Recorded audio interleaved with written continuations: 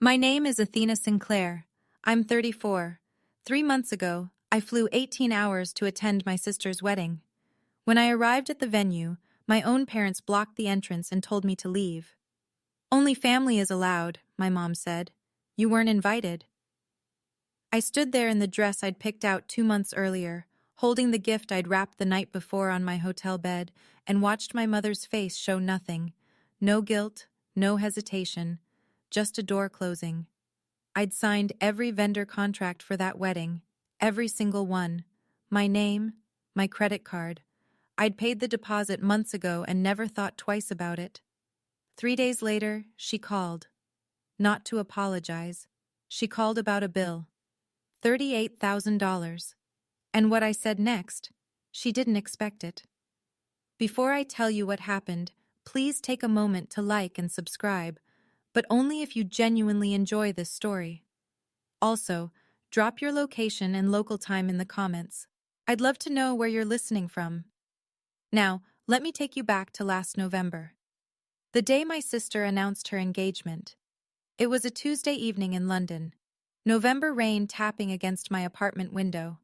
My phone buzzed with a FaceTime request from Brooke, my younger sister, 26, freshly graduated, still living 10 minutes from our parents in Cedar Bluff, Tennessee. I picked up. Brooke's face filled the screen, glowing. Behind her, I could see our mother Diane arranging something on the kitchen counter. "I'm engaged!" Brooke squealed, flashing a ring. "Garrett proposed last night at the vineyard. It was perfect." I felt genuine happiness swell in my chest. "Brooke, that's amazing. Congratulations." "Thanks. Garrett's family is so excited. The Caldwells already offered their barn venue. Can you believe it?" I knew the Caldwells. Everybody in Cedar Bluff did. They owned the largest auto dealership chain in 3 counties. Garrett Caldwell was the youngest son, polite, handsome, came from real money. "Mom, say hi to Athena," Brooke said, tilting the phone. Diane leaned into frame. She smiled, but it didn't quite reach her eyes. "Hi, honey. Exciting news, right?" "It really is," I said. "I'll start looking at flights. When's the date?" A pause. Diane glanced at Brooke, then back at me. "Oh, don't go spending a fortune on a plane ticket. It's just a small wedding." "Mom, it's Brooke's wedding. I'm coming." "Well, we'll see." Diane straightened up. "Anyway, we've got a lot of planning to do. I'll let Brooke fill you in." She disappeared from the frame. Brooke chatted for another 10 minutes about flowers and color palettes. I listened and smiled and made notes, but something sat heavy in my stomach. That was the first time in 2 years I had a reason to go home. I should have paid more attention to how hard my mother was trying to keep me from it. 2 weeks later, Diane called. Not Brooke. Diane. On a Wednesday afternoon, which meant it was morning in Tennessee, and she'd been thinking about this since she woke up. "Athena, I need to talk to you about something practical." "Okay." "The venue requires a credit card on file to hold the reservation. Your father and I, well, you know our credit isn't great after the refinance, and Brooke just graduated. She doesn't have the history." I leaned back in my desk chair. I already knew where this was going. "The caterer needs the same thing," she continued. "And the florist? And the photographer? It's 4 contracts total. We just need someone with good credit to sign. You'd be doing your sister a huge favor." "How much are we talking?" "Total comes to about $41,000, but you'd only put down $3,500 as a deposit. The rest gets charged after the event." $41,000. Under my name. "Mom, that's a lot of money."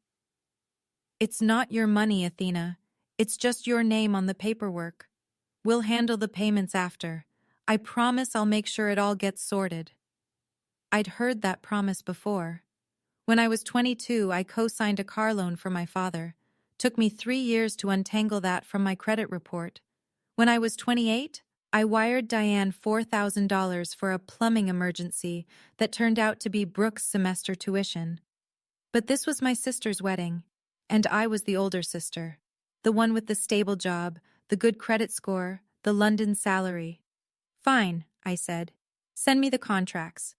I told myself this was what family does. I signed every document that week without reading the fine print twice. Over the next 3 months, the wedding took shape, and I watched it happen from the outside. Brooke created a group chat called Caldwell Wedding Crew. I wasn't added. I found out about it when she accidentally forwarded me a message meant for the chat. A photo of bridesmaid dress options with the caption, "Vote, ladies." I wasn't one of the ladies. I called Brooke twice to ask about the dress code, the seating arrangement, whether she wanted me to prepare a toast. The first time, she said she'd get back to me. The second time, she let it go to voicemail and texted an hour later. "Super busy with planning. Talk soon." I called Diane to ask if there was anything else I could help with. She said, "Everything's handled, honey. You don't need to worry about a thing." I never received a formal invitation. Not a printed one, not a digital one, but I told myself that was normal. I was the sister. You don't send your own sister an invitation. She's family. She's automatically included. Then, 2 weeks before the wedding, Brooke posted a photo on Instagram. Rehearsal dinner at a restaurant in Cedar Bluff. Brooke in a white sundress surrounded by bridesmaids, Diane beaming beside her. The caption read, "My whole family, my whole world." I stared at that photo for 11 minutes. I counted. I wasn't in it. I hadn't been invited to the rehearsal dinner. I almost called, almost asked why, but I talked myself out of it. Maybe the rehearsal was just for the wedding party. Maybe they assumed I couldn't make it early. Maybe I was overthinking it. I set my alarm for the next morning. I had a flight to catch. I requested a full week of PTO. I only get 20 days a year, and I spent 5 of them on this trip. My round-trip ticket, London to Chicago, Chicago to Nashville, cost $1,400. The hotel in Cedar Bluff, 4 nights at the only decent place in town, $680. Brooke's wedding gift, a premium knife set she'd mentioned wanting during a random FaceTime months ago, $720. Total out-of-pocket before I even touched Tennessee soil, $2,800. On the first leg of the flight, somewhere over the Atlantic, I pulled out my phone and opened the Notes app. I'd been drafting a toast for weeks. Nothing too long, maybe 2 minutes. I wanted to tell the story of how Brooke used to make me play wedding with her stuffed animals when she was 5. How she'd always assign me the role of the priest, never the bride. I thought it was funny. I thought people would laugh. I practiced it twice with my headphones in, whispering into my scarf so the man in 14C wouldn't think I'd lost my mind. When we landed in Chicago for the layover, I texted Diane. "Just landed in Chicago, 1 more flight, can't wait to see everyone." No response for 40 minutes. Then, just before boarding the Nashville connection, "Okay, busy, see you tomorrow." 5 words, no exclamation point, no safe travels, no we're excited. I stared at the text while the gate agent called my boarding group. I almost screenshot it and sent it to my friend Leah in London with the caption, "Is this weird or am I crazy?" But I didn't. I put my phone away, boarded the plane, and told myself everything would be fine once I got there. 18 hours of travel, 5 words back. I checked into the Magnolia Inn at 9:30 on a Friday night. The woman at the front desk smiled and asked if I was in town for the Caldwell Sinclair wedding. Apparently, the whole town knew about it. I said yes. She said, "How lovely, you must be a friend of the family." I said, "Something like that." The room was small but clean. I hung my dress in the closet, a deep navy number I'd found at a boutique in Covent Garden. I set the wrapped knife set on the desk, propped my phone against the lamp, and called Brooke. It rang 4 times and went to voicemail. I texted Diane. "Checked in. What time should I arrive at the venue tomorrow?" 1 hour later. "Ceremony 2 p.m. That was it. No come early. No, let's grab breakfast first. No, your father wants to see you." I sat on the edge of the bed and looked at myself in the mirror across the room. I'd flown 18 hours. I'd spent nearly $3,000. I'd signed 41,000 in contracts. And my mother couldn't give me more than 2 words and a time. The last time I'd been in Tennessee was 2 years ago, for my grandmother's funeral. Diane barely spoke to me then either. She spent the entire service whispering to Brooke and greeting neighbors. At the reception afterward, someone asked Diane how many children she had. She said, "Just the one, Brooke." I was standing 6 feet away, holding a plate of potato salad. I ironed my dress that night like I was preparing for a job interview, which, in a way, I was. I was auditioning to be part of my own family. I set the alarm for 8 and turned off the light. I couldn't sleep.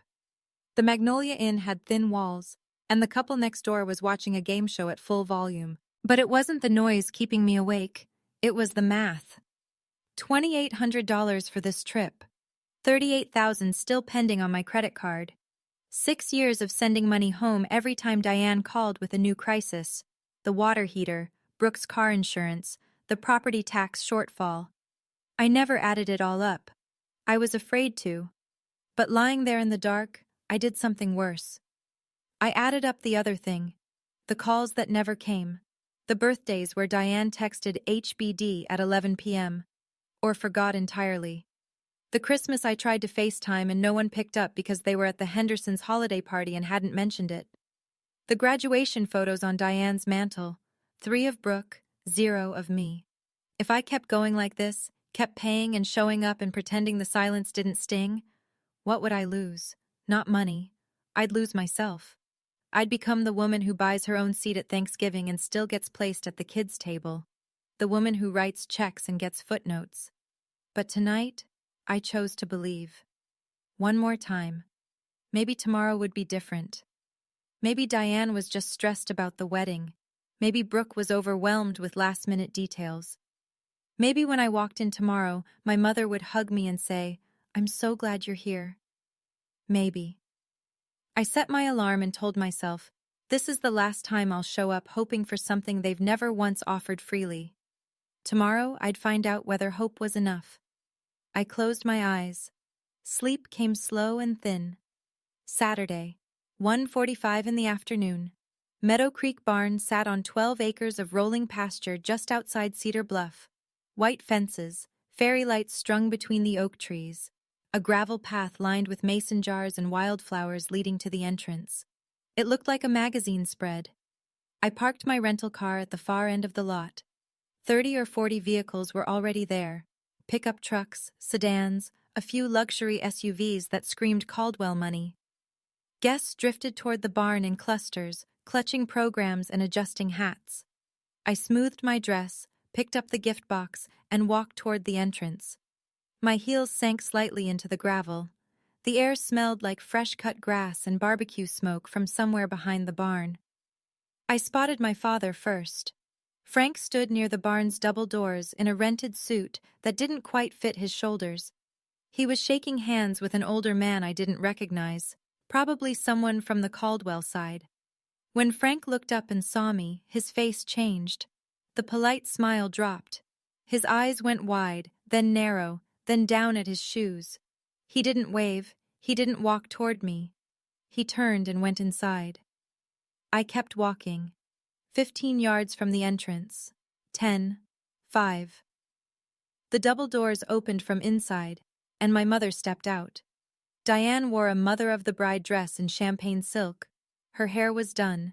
Her makeup was perfect. Her jaw was set like concrete. She stopped directly in my path, hands clasped in front of her, not open, not welcoming. A barricade. "Athena." Her voice was low, controlled. "Hi, Mom. I made it." She didn't hug me. She didn't step aside. "What are you doing here?" "I'm here for Brooke's wedding, Mom." "You need to leave. Now." The words landed like a slap. I blinked. The gift box suddenly felt very heavy in my hands. "What? I flew 18 hours? Lower your voice." Her eyes flicked to the guests passing behind me. "People are watching." "Mom, I'm your daughter." Diane stepped closer, close enough that I could smell her perfume, the same Estee Lauder she'd worn my entire life. Her voice dropped to a whisper that cut deeper than any shout. "Only family is allowed inside. You weren't invited. I stood there. The gravel shifted under my heels. A couple in their 60s walked past, glancing at us. The woman smiled politely. Diane smiled back. The second they passed, her face reset to stone. Not invited? I said. I signed every contract for this wedding. I paid the deposit. This isn't about money. This is about what's appropriate. Appropriate? Athena, please, don't make a scene.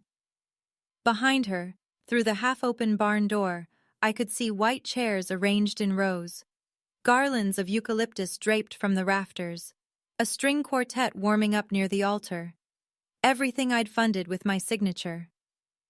Frank appeared in the doorway. He looked at Diane, then at me, then at the ground. He put his hands in his pockets and said nothing. Absolutely nothing. From inside, a woman's voice called out. Warm, southern, confident. Diane? Who's that? Everything all right? I saw Diane's spine straighten. I saw her paste on a fresh smile before she turned halfway toward the voice. And that voice, I'd learn in about 3 seconds, belonged to Margaret Caldwell, the groom's mother, the woman who'd been told my mother only had one daughter. Margaret Caldwell stepped through the barn doors in a lavender dress and pearls.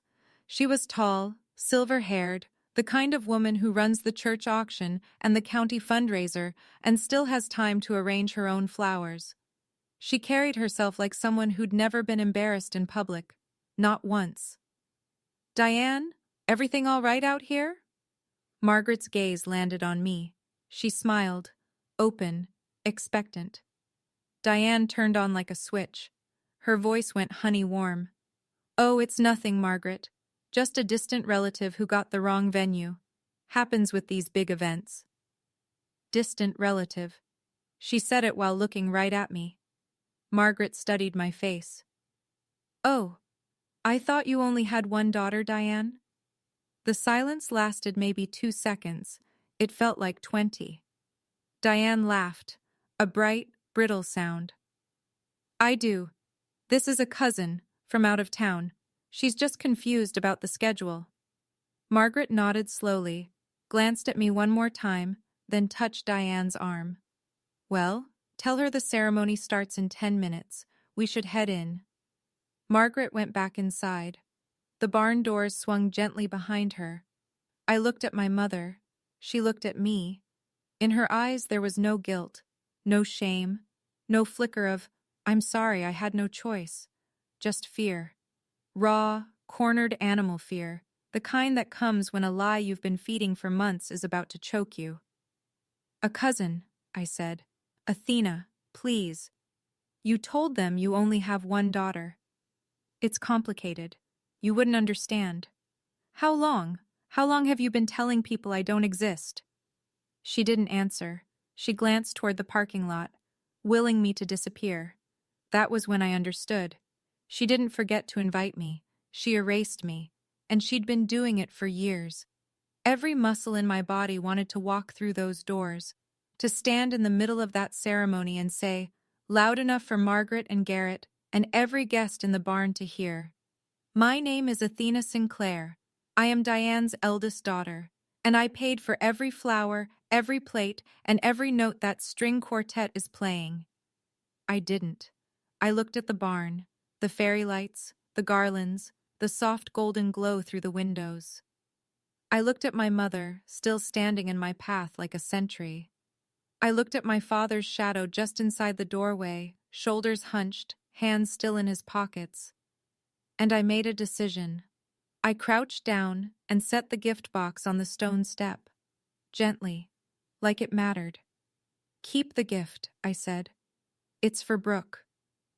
Diane's shoulders dropped half an inch. Relief. She thought it was over.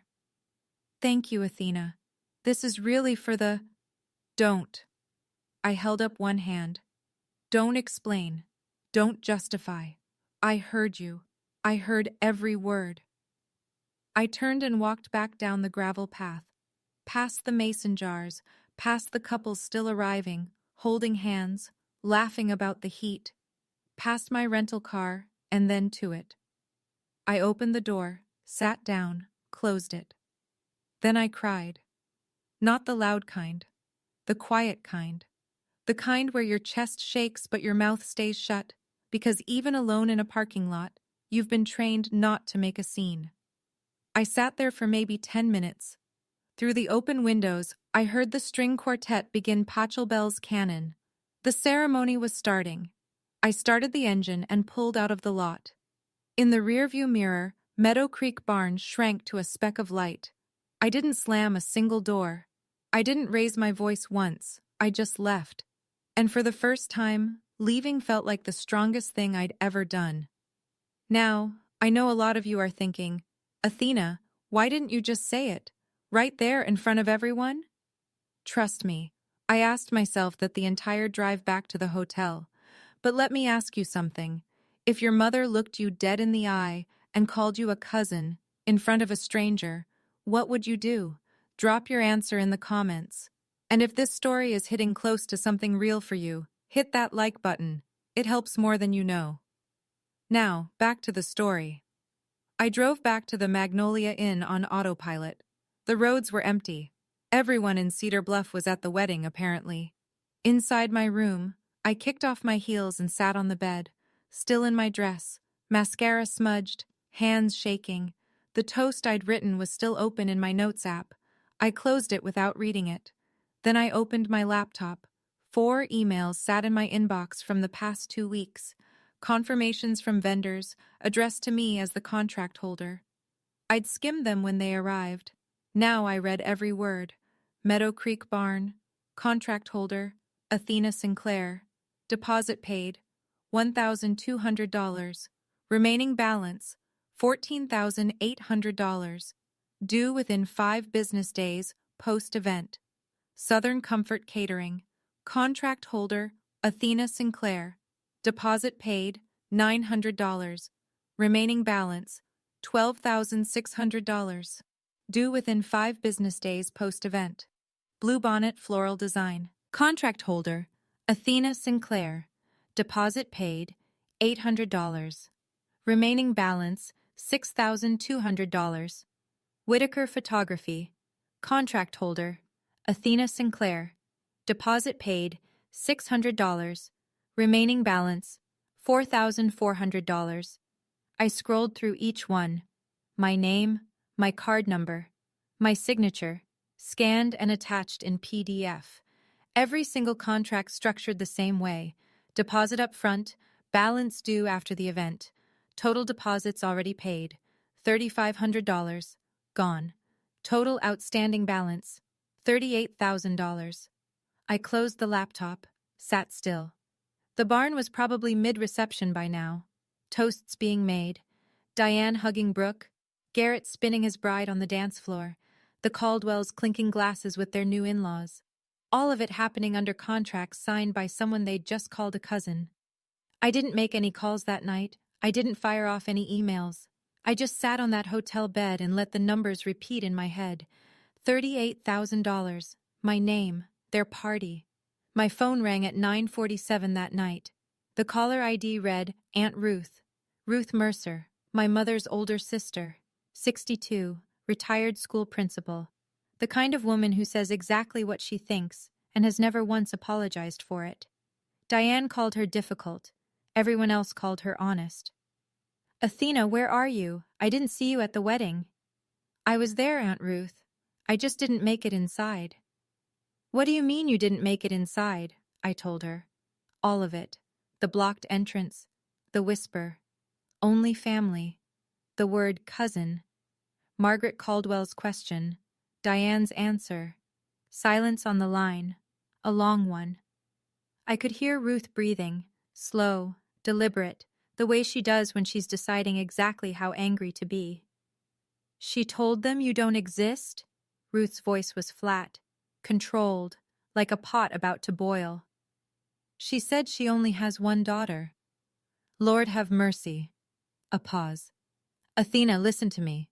At the reception tonight, your mother stood up during the toast and said, and I'm quoting her, our little family, Frank, myself, and our Brooke. She introduced the Sinclairs like that. I sat there and thought it was strange. I almost said something. I wish I had. It's not your fault, Aunt Ruth. No, it's not. It's Diane's. And she's going to hear about it. Another pause, sharper now. Athena, those vendor contracts, the ones for the wedding, whose name are they under? Mine.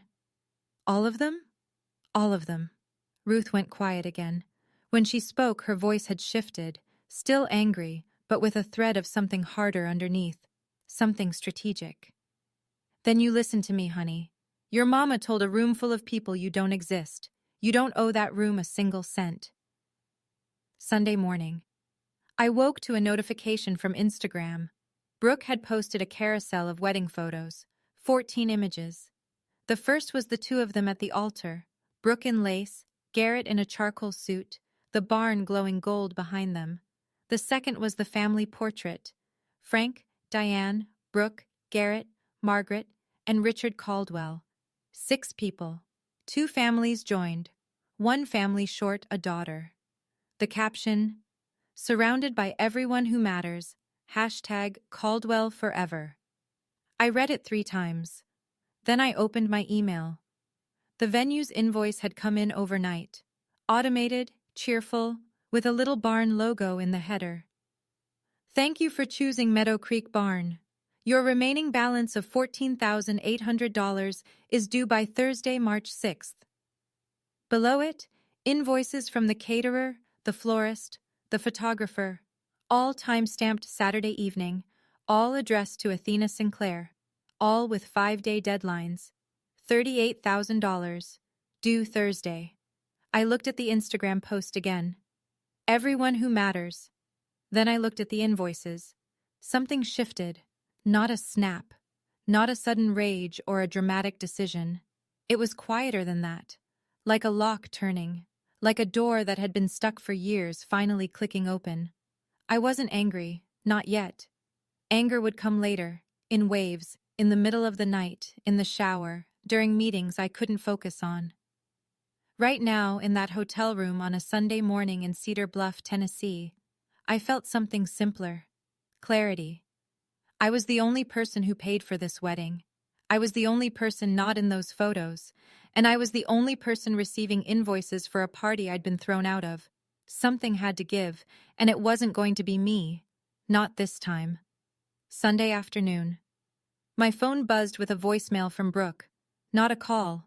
She didn't try to actually talk to me. She just left a message like she was checking off a task. I pressed play. Hey, Athena! So the wedding was amazing, like literally perfect. The barn looked incredible, and Garrett's family was so sweet. Anyway, sorry things were kind of weird yesterday. Mom said it was for the best, and honestly, I think she was right. It would have been a lot to explain. But I just wanted to say thanks for helping with the vendor stuff. Seriously, you're the best big sis.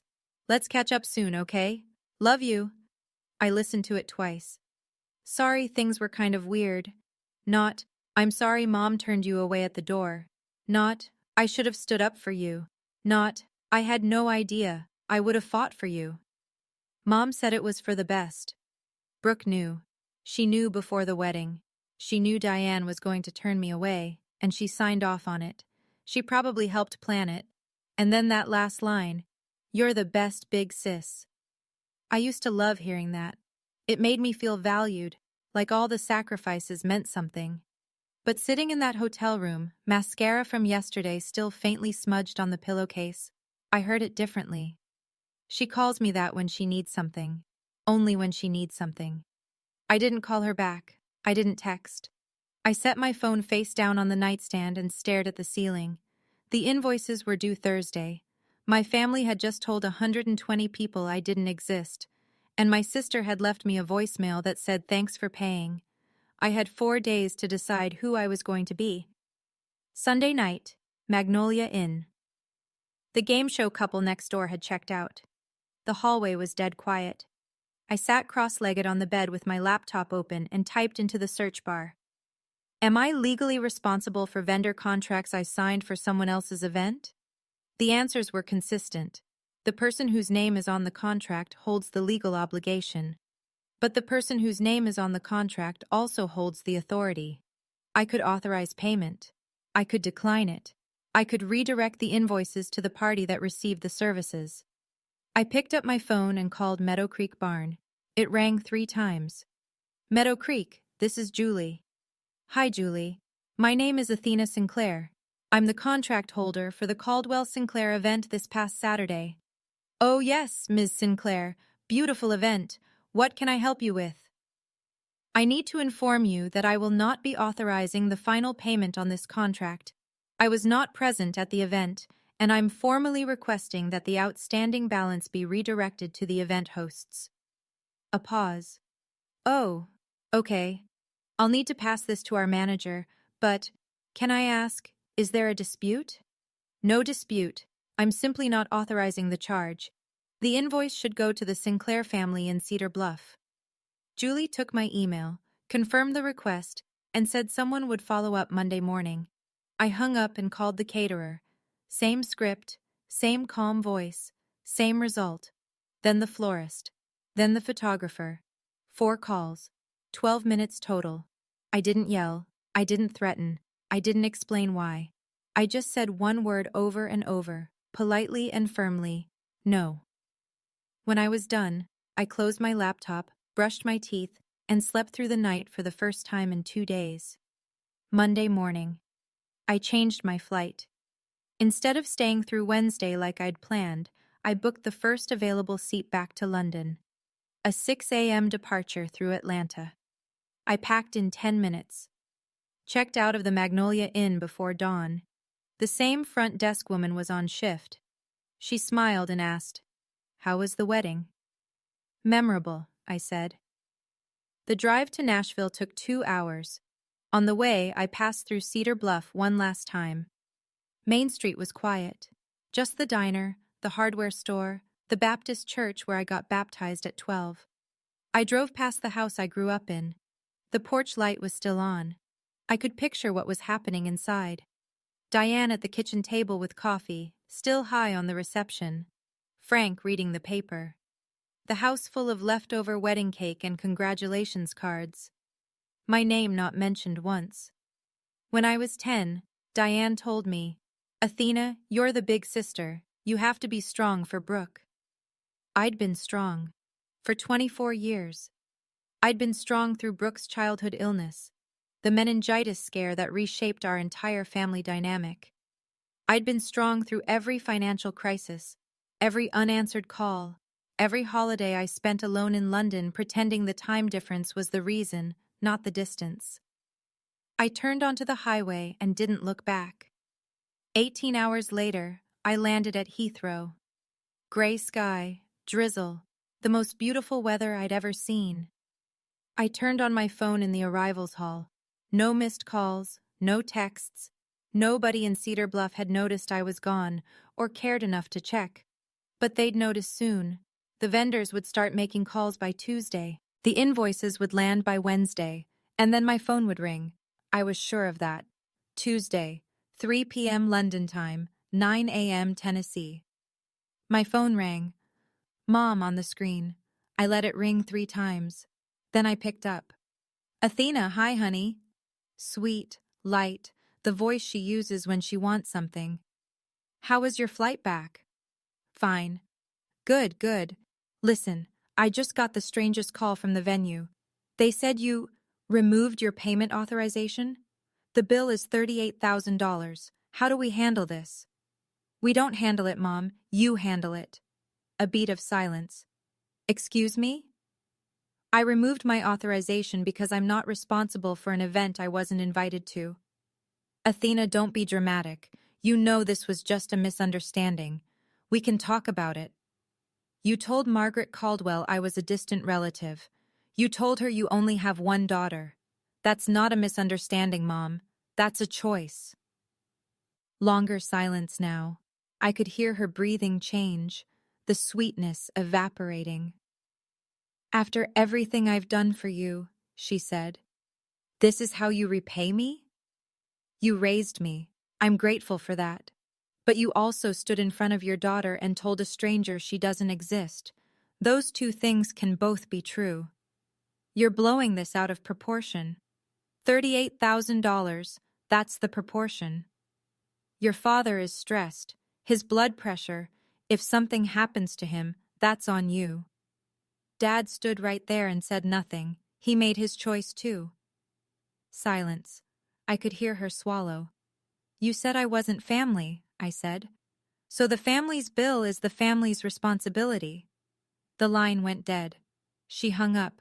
No goodbye, no argument, just a click and silence. I set my phone on the kitchen counter and stared at it. My hands were steady. My heartbeat was normal. And the apartment was quiet. Really, genuinely quiet. For the first time in months. She called back 40 minutes later. Different tone this time. No honey. No sweetness. Full throttle. Do you have any idea what you've done? Yes. The venue is calling me. The caterer is calling me. I'm getting invoices forwarded to my email with your name crossed out and mine written in. Do you know how humiliating that is? I imagine it's about as humiliating as being called a cousin at your own sister's wedding. That is not the same thing. You're right. Yours cost $38,000. I raised you. I fed you. I drove you to school every single day for 12 years, and now, because of one little misunderstanding, you're going to bankrupt your own family? It wasn't a misunderstanding. Fine, Athena. You want to play this game? I'll tell everyone. I'll tell the whole town what kind of daughter abandons her family over money. Go ahead. I'd rather be the daughter you badmouth than the daughter you pretend doesn't exist. That stopped her. I heard her pull in a breath, sharp, involuntary, like she'd walked into cold water. You don't mean that, she said. Quieter now.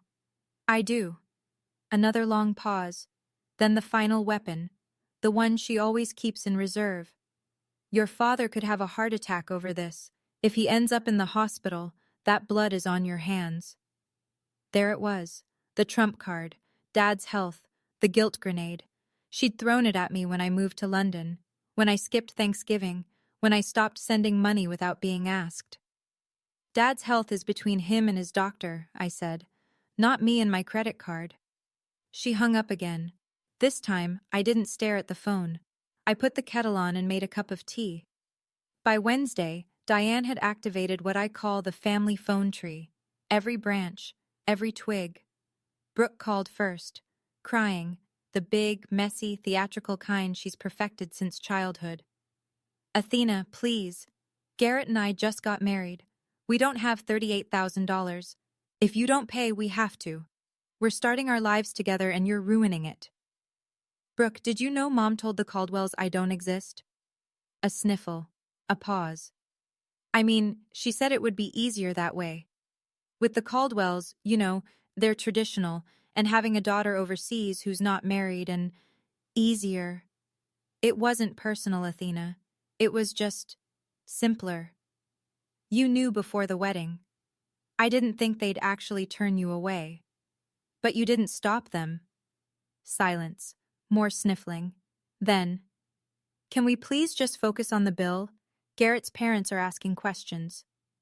Then maybe it's time someone gave them honest answers. She hung up. Frank called that afternoon. My father almost never calls. He emails once in a while, short, factual messages about weather or football scores.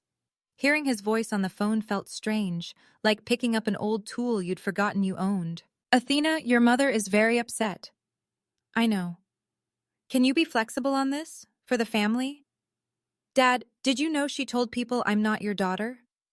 A long exhale, the sound of a man who spent 35 years choosing the path of least resistance. That's not exactly what happened. Were you there when she called me a distant relative? Right in front of me? Nothing. Then, very quietly, a click. He hung up. Every single one of them hung up when the questions got real. I was starting to see a pattern, and it looked a lot like a family that preferred silence to truth. Aunt Ruth didn't wait for permission. She never has. Thursday morning, the same day the vendor invoices were due, Ruth picked up her phone and called Margaret Caldwell directly. She got the number from the wedding program she'd kept in her purse. Classic Ruth. I wasn't on the call. Ruth told me about it afterward, and she didn't spare details.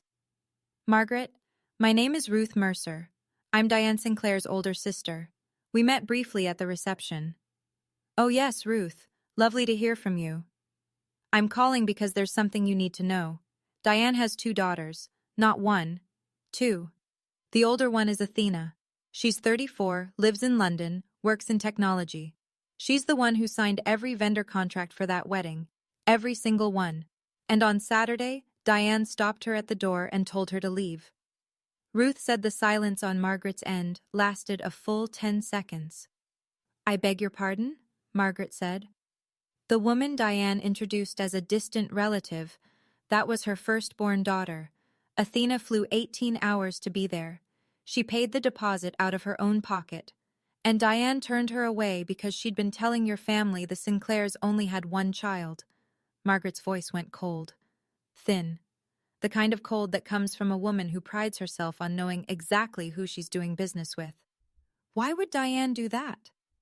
You'd have to ask her. But I can tell you this, that girl flew 18 hours, signed every check, and got turned away like a stranger at the door, and she still didn't make a scene. That's more grace than my sister deserves. Ruth said Margaret thanked her, said she needed to make some calls, and hung up. The fuse was lit, and Cedar Bluff was a very small town. I didn't ask Aunt Ruth to make that call, but when she told me she had, I felt something I hadn't felt in a very long time. I felt seen. For the first time, someone in my family said out loud, "What happened to you was wrong." I want to ask you something. Has anyone ever been that person for you? The one who broke the silence when no one else would? Or are you still waiting? Tell me in the comments, and subscribe if you want to hear how this ends. Back to the story. Thursday afternoon, I sat at my desk in my London apartment with a fresh cup of Earl Grey and systematically closed every open account.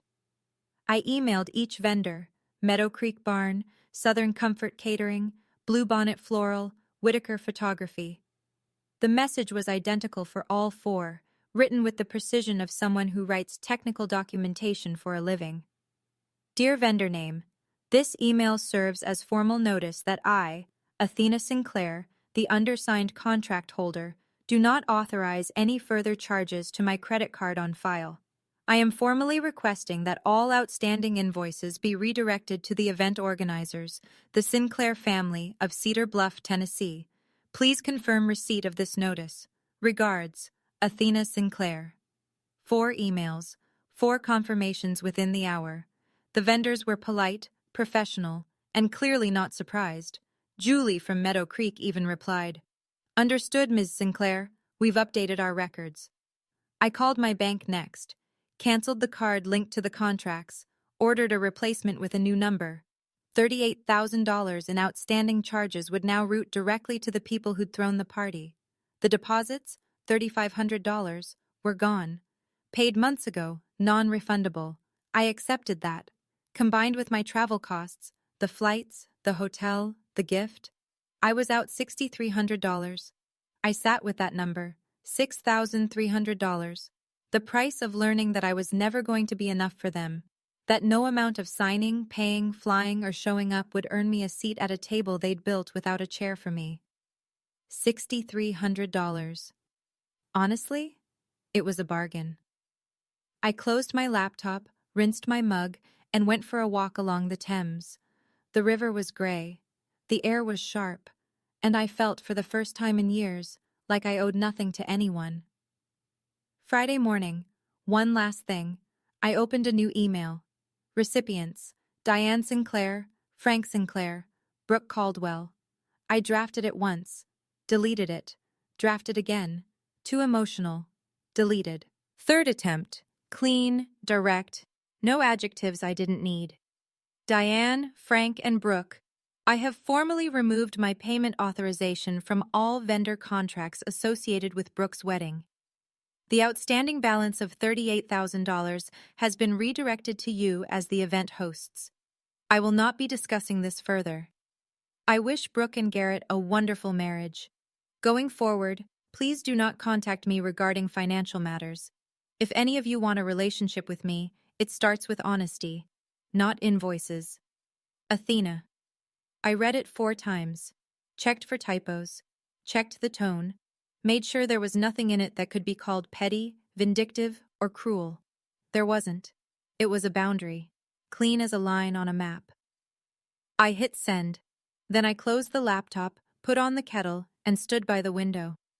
My apartment overlooks a small courtyard with a plane tree that drops its leaves all over the neighbor's bicycle. It's not much, but it's mine. I pay the rent. I chose the curtains. Nobody here has ever told me I don't belong. For months, maybe years, I'd been carrying a weight I couldn't name. The constant calculation. Am I doing enough? Am I giving enough? If I send more money, call more often, fly home one more time, will they finally see me? Standing in that kitchen, holding a cup of tea I made for myself in an apartment I earned with work I'm proud of, I felt the weight lift. I didn't write that email to hurt them. I wrote it so I'd stop hurting myself. Aunt Ruth kept me updated. She said she tried not to enjoy it, but she's a terrible liar. Margaret Caldwell called Diane the same afternoon Ruth dropped the truth.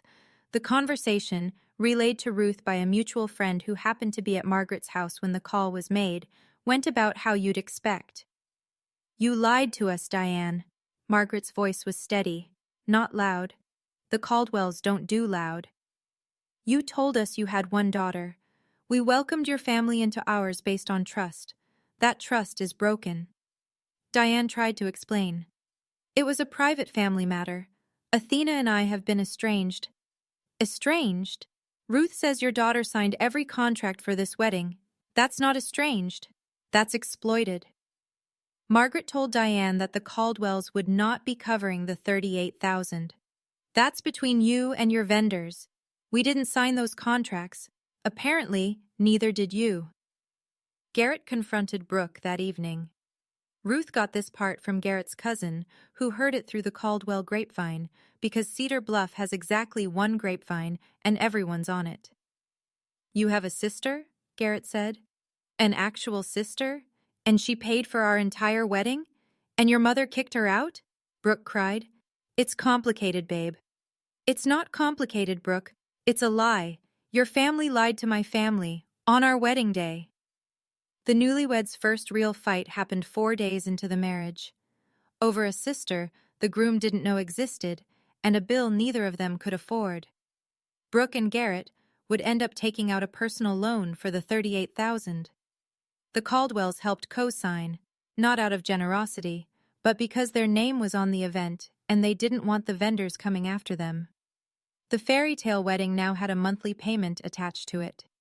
Cedar Bluff is the kind of town where everyone knows your business by Tuesday and has an opinion about it by Wednesday. By the following week, the story had made its way through the Baptist Church, the diner on Main Street, the PTA network, and the auto dealership waiting room. The details shifted slightly with each retelling, the way they always do. But the core stayed the same. Diane Sinclair hid her eldest daughter, turned her away at the wedding, and then sent her the bill. Bev Henderson, Diane's neighbor of 19 years, stopped her in the church parking lot after Sunday service. Diane, I had no idea you had 2 girls. How come I've never met your older daughter? Diane tried the script she'd been rehearsing. Athena lives overseas. We're not as close as I'd like. It's a painful subject. Bev nodded slowly. Ruth tells it a bit different. Diane stopped attending that church. She switched to the Methodist 1-2 towns over, where nobody knew the Sinclairs by name. Frank became quieter than usual, which is saying something. He stopped going to the hardware store on Saturdays, stopped sitting on the porch in the evenings. The few people who saw him said he looked like a man carrying something he couldn't put down. Diane blamed Ruth. Called her one morning, voice shaking. You destroyed my family. Ruth's response, as she told me later, was brief. I didn't expose you, Diane. I just stopped covering for you. Diane hung up. Added Ruth to the list of family members she wasn't speaking to.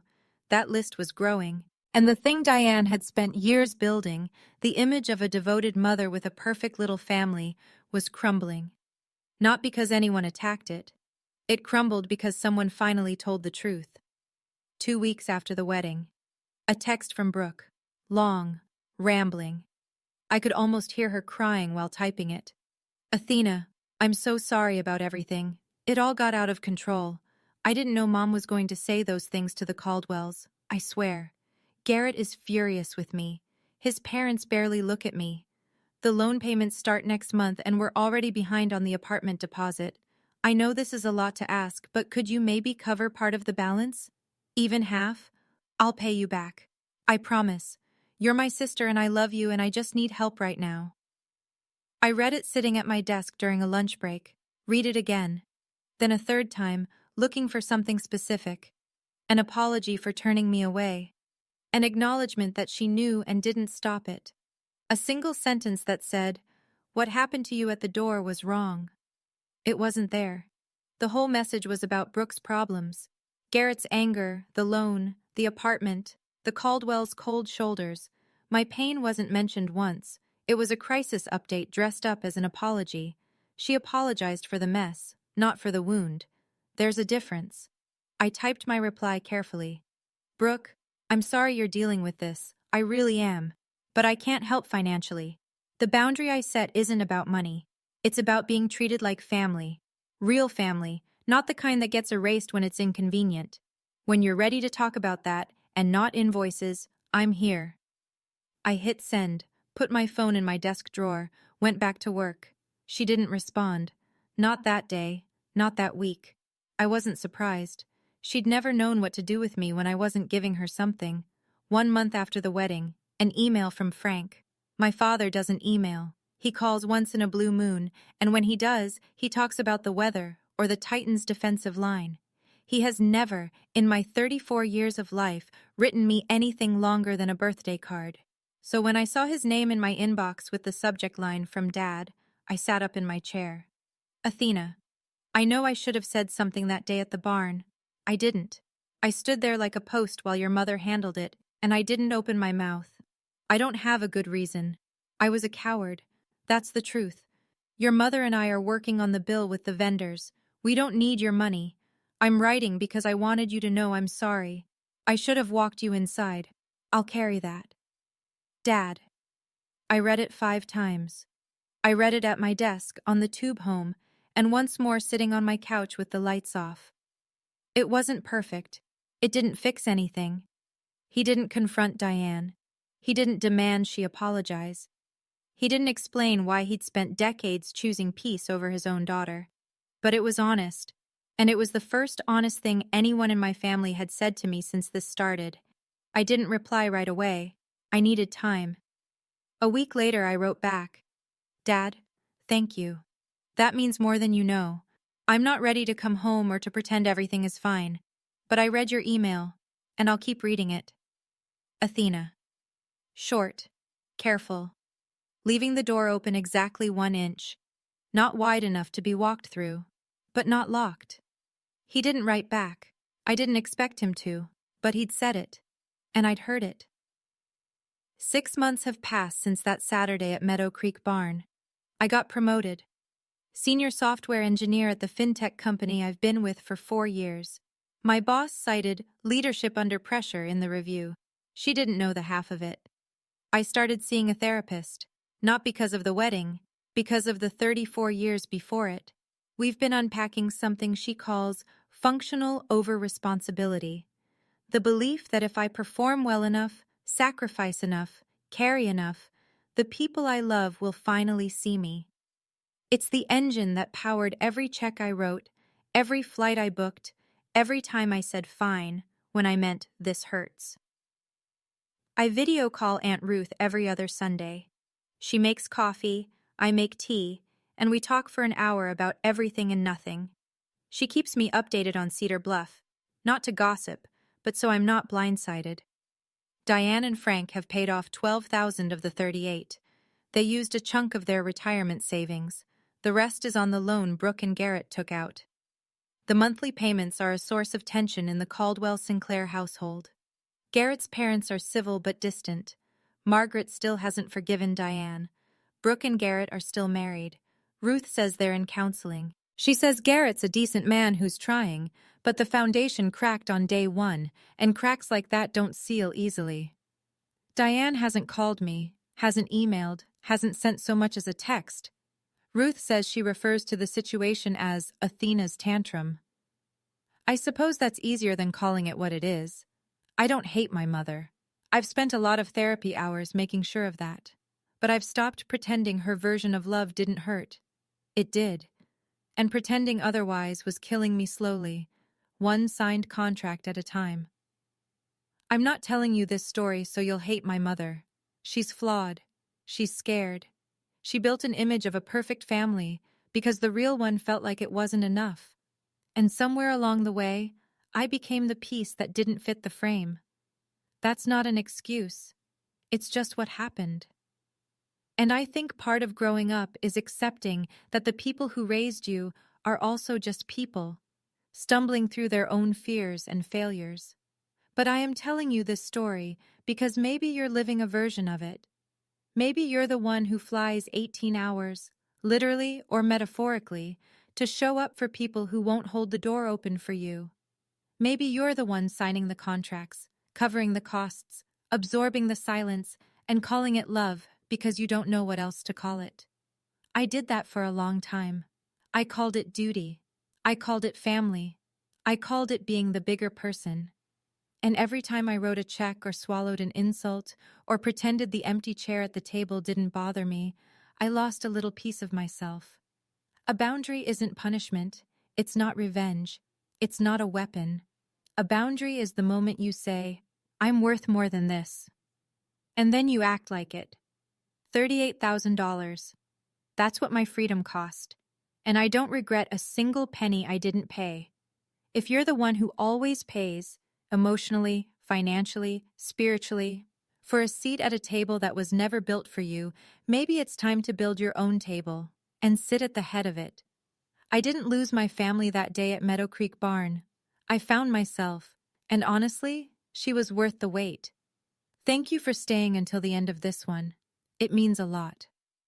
I want to ask you, if you were me, would you have paid the $38,000, or would you have drawn the line?